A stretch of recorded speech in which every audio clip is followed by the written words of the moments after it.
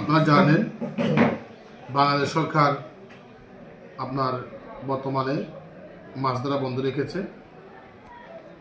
তো যারা নিবন্ধিত জেলে আছে মাছ ধরা বন্ধ হিসাবে তাদেরকে বিশেষ বিজিএফ দিয়ে তাদেরকে সহযোগিতা করতেছেন।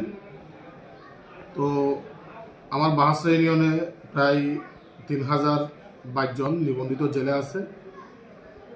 প্রতিজনের জন্য সরকার এখানে চাল পাঠিয়েছেন।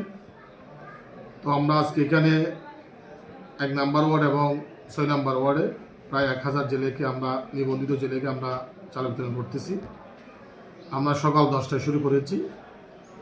তো এখানে আমাদের টেক অফিসার এবং আমাদের উপজেলা বিএনপি সভাপতি অ্যাডভোকেট হাসান সিদ্দিকী উপস্থিত ছিলেন এবং আমার পরিষদের মেম্বার, মহিলা মেম্বার, আরও বিভিন্ন রাজনৈতিক দলের নেতৃবৃন্দ উপস্থিত ছিলেন। তাদের উপস্থিতিতে আমরা বিতরণ কার্যক্রম শুরু করেছি, এখন পর্যন্ত চলমান রয়েছে।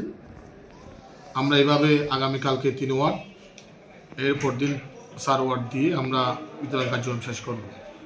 কত কেজি করে দেওয়া হচ্ছে? আমাদের নিবন্ধিত মোট জেলে রয়েছে হচ্ছে আপনার 3022 জন। প্রতি জেলেদের জন্য 77 কেজি করে চাল সরকার বিতরণ করার জন্য আমাদেরকে পাঠিয়েছেন। আমরা এবার বিতরণ করব। কোনো খরচপাতি নেওয়া হচ্ছে কিনা?